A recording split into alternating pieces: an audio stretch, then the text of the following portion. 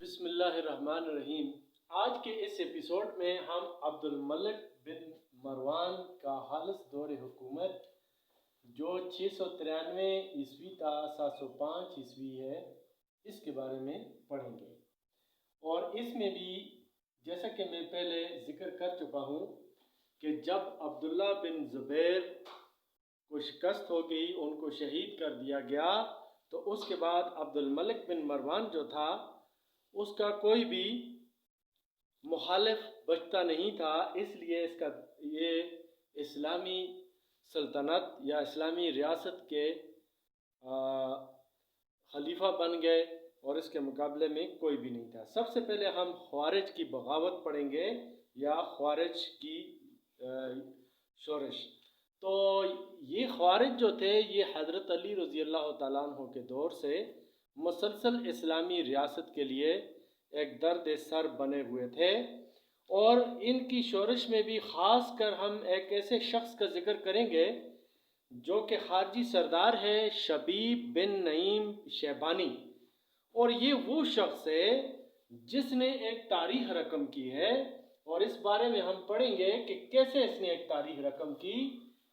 یہ شبیب بن نعیم شیبانی جو تھا یہ خارجی سردار جو تھا، باقی خارجی جو تھے محلب نے ان کے خلاف کاروائیاں شروع کر دی تھیں، لیکن یہ خارجی سردار جو تھا یہ عراق کے مختلف علاقوں میں اس کا ظہور ہوا۔ اور سب سے پہلے ہم ذکر کرتے ہیں اس دور میں ایک بہت ہی صالح بندہ تھا، عابد، صالح بن مصر تمیمی، اور یہ دعوت لے کر اٹھے۔ یہ بڑا ہی نیک آدمی تھا۔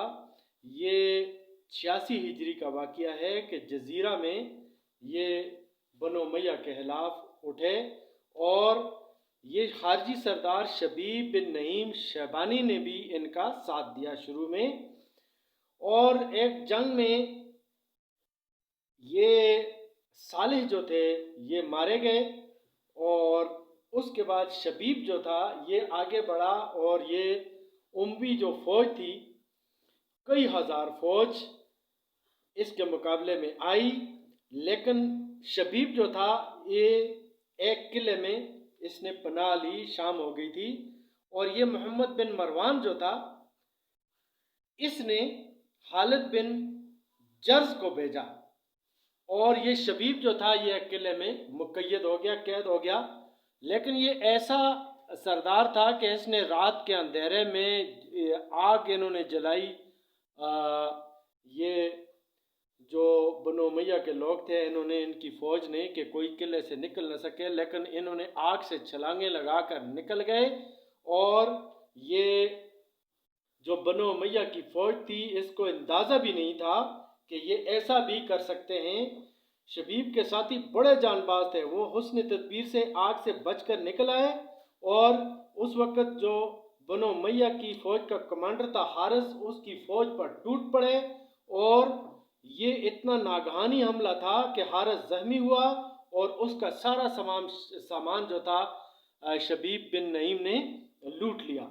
اس کے بعد یہ آگے بڑھا، اور اس نے حجاج کے جنرل جو تھے بن سعید کندی، اس کو 4000 فوج کے ساتھ حجاج بن یوسف نے بھیجا، لیکن شبیب نے محض اس کے پاس چند لوگ رہ گئے تھے شبیب کے پاس، لیکن پھر بھی اس نے مقابلہ کیا اور ان کو بڑی فاش شکست دی۔ اور اس کو شکست دینے کے بعد یہ شبیب جو تھا آگے بڑھا، اور اس کا اور سوید اور عثمان کا سامنا ہو گیا۔ شبیب بہادری سے لڑتا ہوا ہیرا کی طرف نکل گیا، پھر کچھ دور جا کر آگے چکر کاٹتا ہوا یہ واپس کوفہ کی طرف لوٹا۔ بڑی جرأت اور دلیری سے کوفہ میں گھس کر اس نے مقابلہ کیا، اور اسی طریقے سے یہ بڑی تعداد میں جو اموی فوج تھی یہاں پر کوفہ کے قریب بھی اس نے ان کو شکست دے دی، اور اس کے بعد یہ آگے بڑھتا چلا گیا۔ اور اس کے بعد جب یہ عبد الملک کو پتہ چلا تو اس نے عبد الرحمن کو فوج دے کر بھیجا، اور عبد الرحمن سے کہا کہ آپ نے ہر صورت میں شبیب جو ہے اس کا خاتمہ کرنا ہے۔ تو یہ عبد الرحمن نے کیا کہ بڑی احتیاط کی، اور یہ جیسے ہی شبیب کے تعاقب میں جاتا، جب شبیب کے قریب پہنچتا شبیب رک جاتا، جب عبد الرحمن مورچہ بندی اور جنگ کا سامان تیار کر لیتا تو پھر آگے بڑھ جاتا۔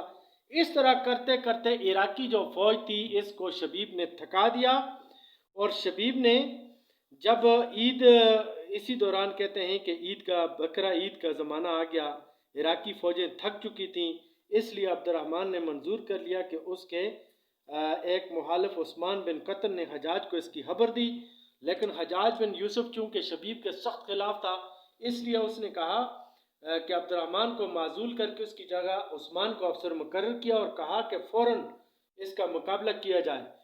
اور عثمان نے آتے ہی شبیب پر حملہ کیا۔ خون ریز معرکہ کے بعد شبیب نے عثمان کو بھی قتل کر ڈالا اور عراقی فوج نے بڑی فاش شکست کھائی۔ اس کے بعد یہی شبیب جو تھا آگے بڑھا اور عراق میں آگ لگ گئی ہر طرف۔ حجاج بن یوسف بھی گھبرا گیا، اس لیے اس نے عبد الملک کو لکھا کہ یہ شخص کنٹرول سے باہر ہے۔ اس لیے عبد الملک نے بھی مزید کمک بھیجی، اور اس طرح شبیب کے ساتھ ایک دفعہ پھر یہ عراقیوں اور شامی فوجوں کے مشترکہ فوجوں کا مقابلہ ہوا، لیکن شبیب نے ایک دفعہ پھر ان فوجوں کو شکست دے دی اور آگے بڑھ گیا۔ اس دفعہ جب شکست ہوئی تو بہت سارے لوگ شبیب کے ساتھ شامل ہو گئے۔ یہ بہت ہی بہادر شخص تھا۔ اور اس کے بعد کیا ہوا، ایک دفعہ پھر بڑی تعداد میں عراقی اور شامی فوجیں جمع ہوئیں۔ عراقی فوج کو شکست دینے کے بعد شبیب پھر کوفہ کی جانب بڑھا۔ اس درمیان میں عبد الملک کی بھیجی ہوئی شامی فوج کوفہ پہنچ چکی تھی۔ اس سے حجاج کو بڑی قوت ملی۔ اس نے حارث بن معاویہ کو 1000 سپاہ کے ساتھ شبیب کو روکنے کے لیے بھیجا۔ شبیب نے اسے قتل کر دیا اور کوفہ کے بالکل قریب پہنچ گیا۔ اس مرتبہ حجاج خود اپنے موالی اور شامی فوج کے لیے لے کر نکلا۔ کوفہ کے باہر دونوں کا مقابلہ ہوا۔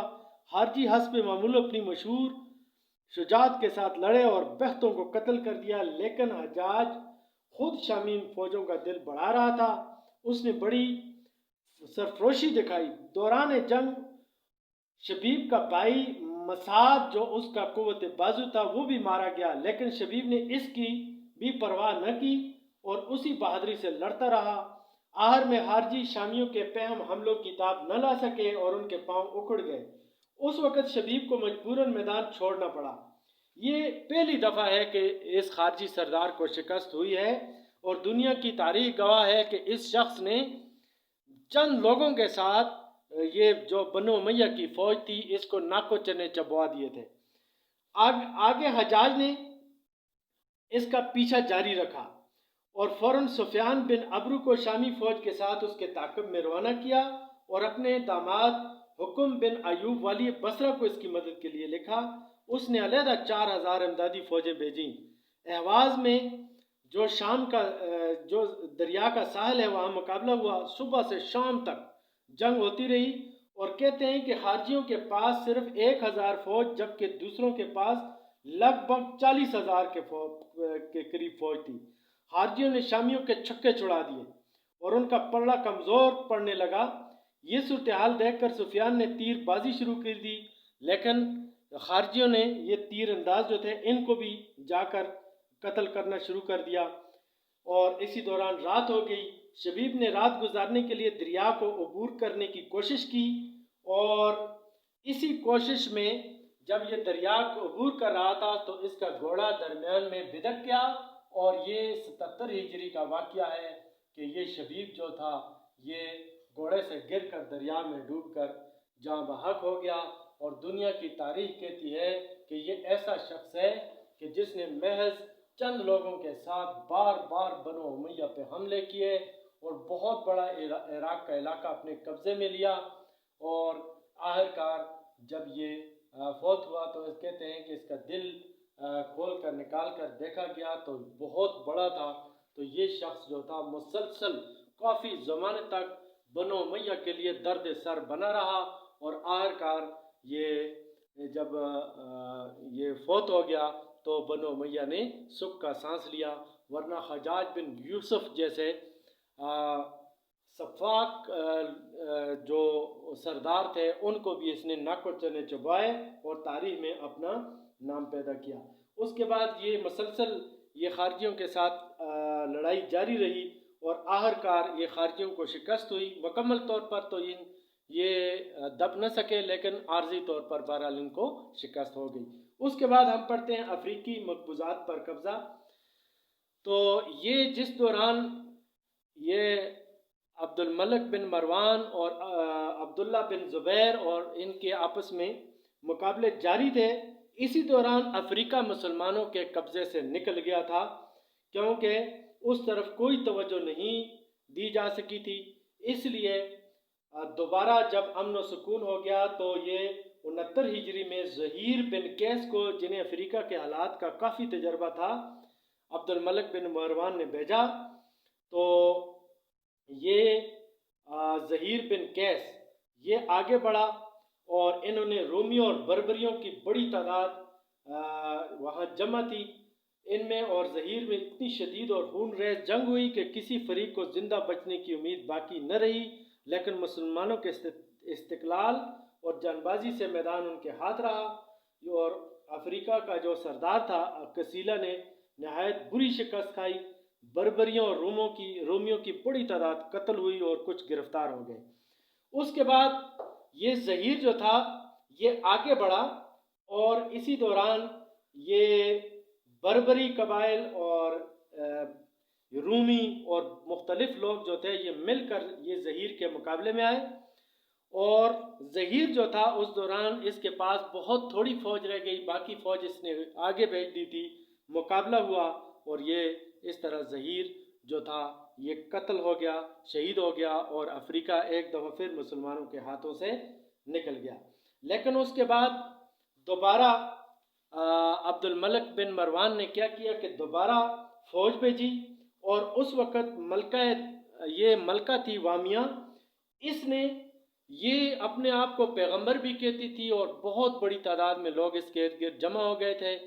تو لیکن یہ عبد الملک بن مروان جو تھا انہوں نے اپنا کمانڈر بھیجا بہت سی فوج دے کر، اور یہ ملکہ وامیہ جو تھی یہ اس کی فوج ادھر ادھر بکھری ہوئی تھی، مسلمانوں کے ساتھ مقابلہ ہوا، ایک خون ریز جنگ ہوئی، اور مسلمانوں کے سردار حسان جو تھے انہوں نے یہ ملکہ وامیہ کو شکست دی، اور یہ 78 ہجری میں عبد الملک نے ایک دفعہ پھر تازہ دم فوجیں بھیج کر حسان کو پھر افریقہ پر فوج کشی کا حکم دیا، اور اس دوران ملکہ وامیہ کے ساتھ لڑائی ہوئی اور یہ ماری گئی، اور اس کے 2 بیٹے تھے جن کو بعد میں انہوں نے معاف کر دیا، اور اس طرح پورے افریقہ پر مسلمانوں کا قبضہ ہو گیا۔